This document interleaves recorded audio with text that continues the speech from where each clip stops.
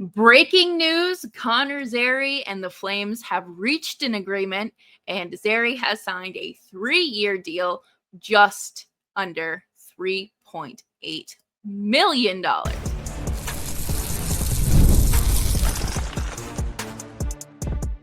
You're Locked On Flames, your daily podcast on the Calgary Flames. Part of the Locked On Podcast Network, your team every day.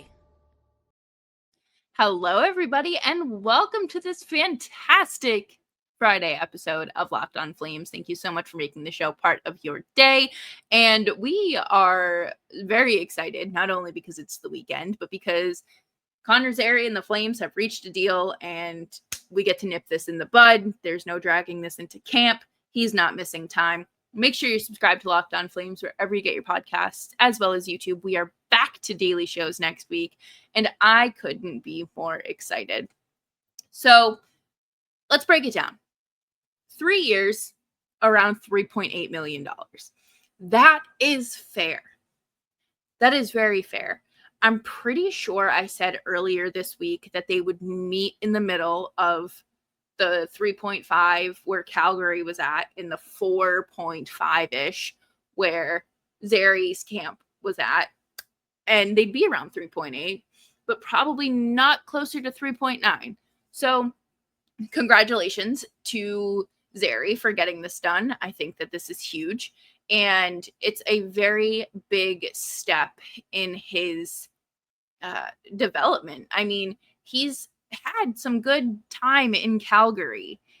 But he needs to prove himself more at the NHL level, which I think is very possible. I think that he can be a 20 goal scorer.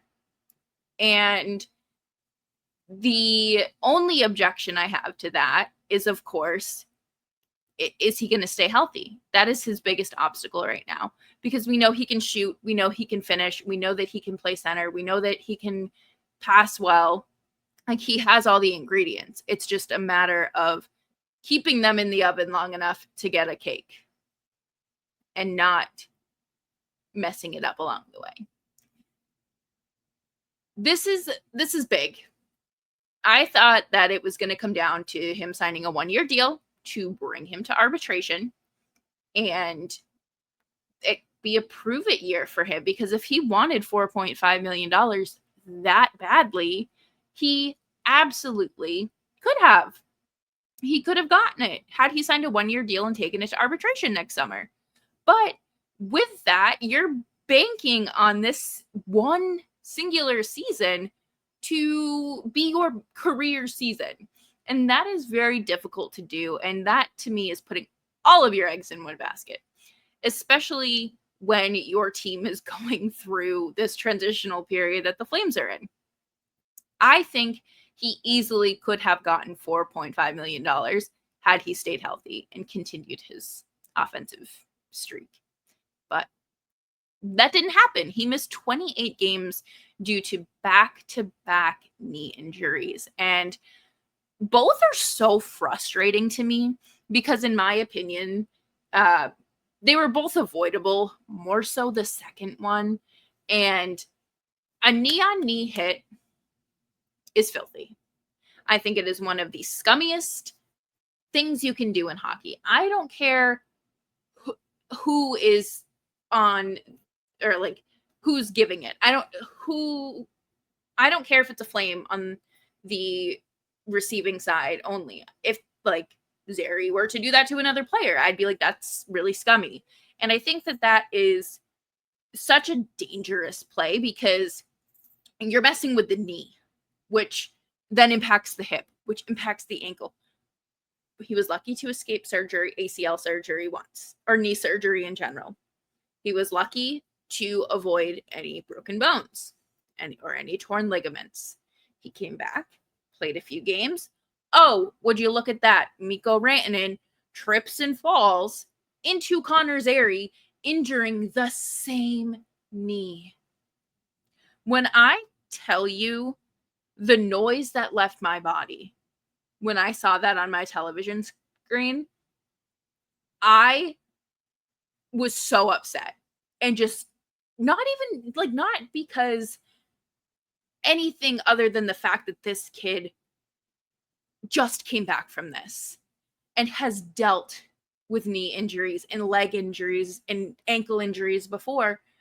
And it was with it being the middle end of March, it was going to be the rest of the season.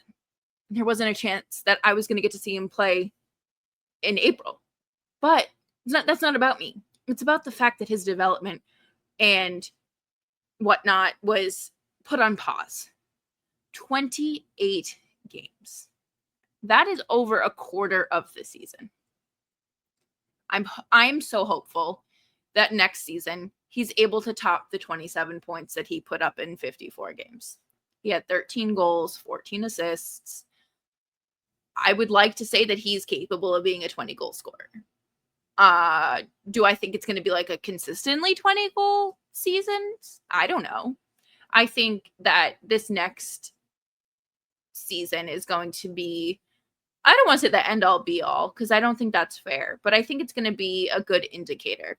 But I also think that the second season might be a little bit more of an indicator, because he has had a lot of time to rest, to recover, to rehab, and be fully healthy for opening night this year. But you're also coming off of not playing hockey since March. Like three additional weeks from your teammates, but you also missed that stretch of games in January. So he's at a disadvantage there, but I think that he's hungry. We know that he can shoot the puck. We know that he has the finishing touch. He has the ingredients. It is just a matter of using those ingredients correctly. I'm very hopeful. I'm excited. I'm glad it's not just a one-year deal. And this is very big for the Flames. And everyone should be excited. And coming up next, we are going to talk about the expectations for Connor Zary, because like I mentioned, he is at a bit of a disadvantage, but he's also under the microscope big time.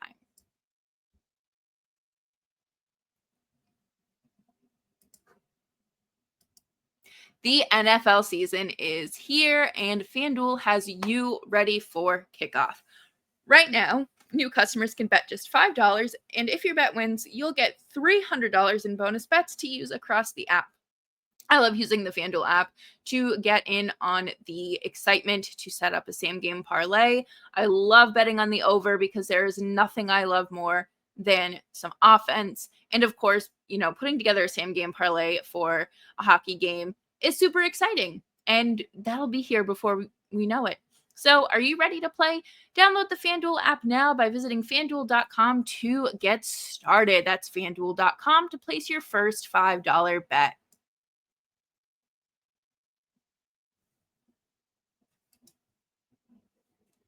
Thanks, everyone, for tuning into today's episode of Locked On Flames. Make sure you are following me on Twitter at JustBelmosto. So I've mentioned it before. I've mentioned it all offseason. Health is the biggest concern around Connor Zary, because his AHL development was not only kind of derailed by the pandemic, but also having a broken ankle, broken foot. That's not good. So I truly thought that he was going to do another season in the AHL before he jumped to the NHL, but I was very wrong, and I've never been more happy to be wrong. But this past season was very detrimental to Connor Zary for obvious reasons. Missing 28 games is tough.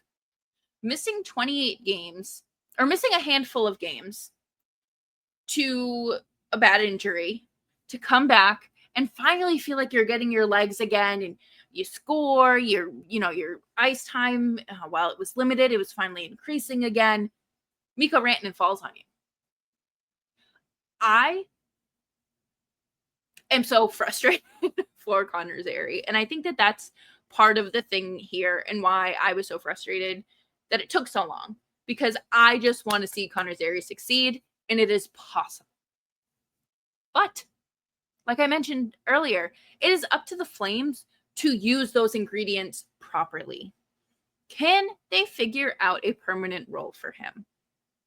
Is he going to be a center? Is he going to be a winger? Where is his predominant spot in the lineup? Because I've mentioned it before, and a lot of people have really grasped onto this idea that Connor Zary could very well go the way of Sam Bennett if the Flames cannot distinguish a role and determine where he is most impactful and play him there. They need to learn from their mistakes. And I think like this is literally right in front of them being served on a silver platter, and they have to learn from it. One of the things that, of course, you're also dealing with is the overcrowding of forwards. Could you go out there and say, okay, well, we want you at center over Sharon Govich? I don't think Sharon Govich should be a center at all, period. But they've been playing him there. It does not make sense to me, but whatever. I think realistically, him and Morgan Frost are going to go after that 2C spot, and that is going to be some of the best competition that we see from the Flames. I think that they are both hungry. They both have something to prove, and it matters. Both of them are coming off of down seasons. They both signed extensions. Now they need to go out there and prove it. And battling for that spot is going to be huge. Because I don't think that they move Michael Backlund down to 4C. And I don't think they put Morgan Frost at 4C. Could they start Connor Zary there to start the season? I would hate to see that. I want to see more of him at center. And I want to see him kind of have a longer leash there. I think, you can't just expect him to go out there and win every faceoff. I'm sorry, but not even Sidney Crosby wins every faceoff. And it's more than just a trial period during the preseason. I want to see it in game when it matters. And maybe we do end up having to move Backlund down to 4C earlier than anticipated. I don't know. But regardless, Zary is hungry. He obviously wants to play. He's ready to come back from this. We know that nothing fuels athletes quite like the underdog story and the underdog narrative. And that's exactly what's happening for Connor Zary. All odds are against him, but he has something to prove.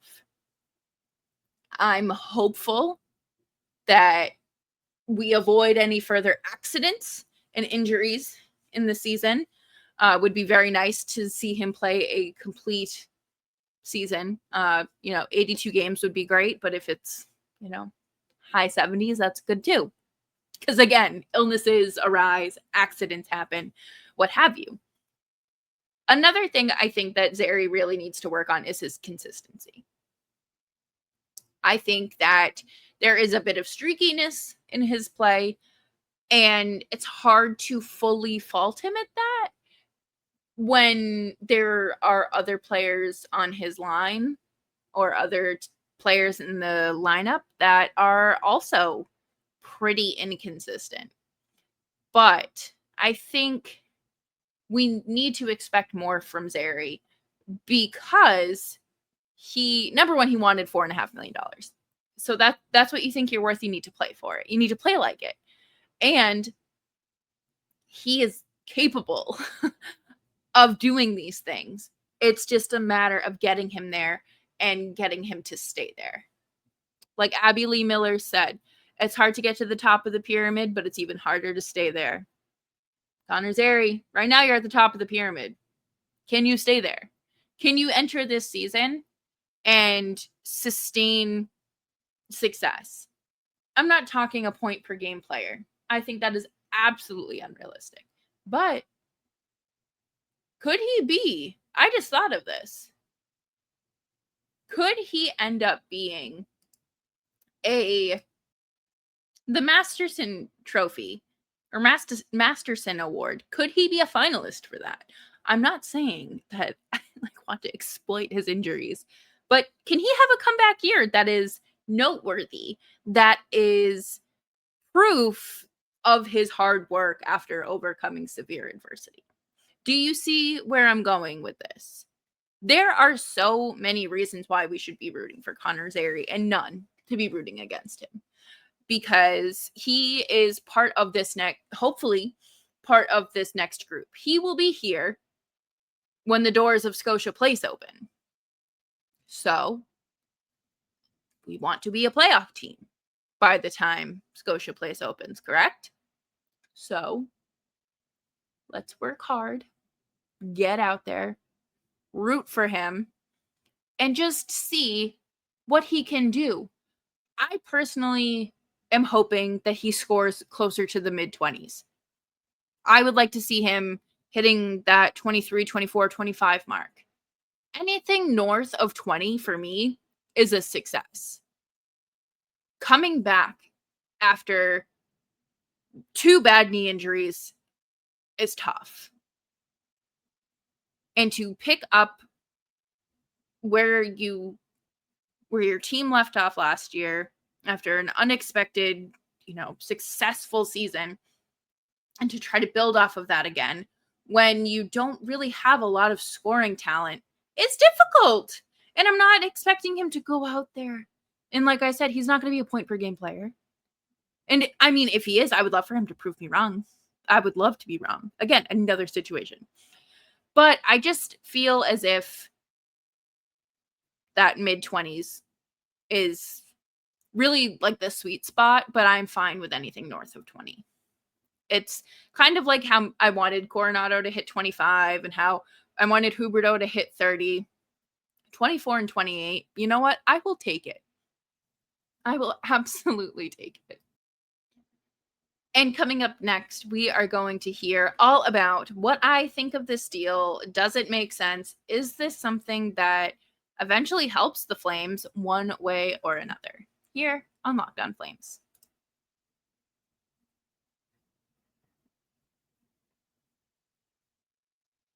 Thanks everyone for tuning into today's episode of Locked On Flames. Make sure you are subscribed wherever you get your podcasts, and you're following me on Twitter at Jess Belmosto. So our good friend Eric Francis has officially confirmed the signing. Connor Zary confirmed signed for 3 years at $3.775 AAV.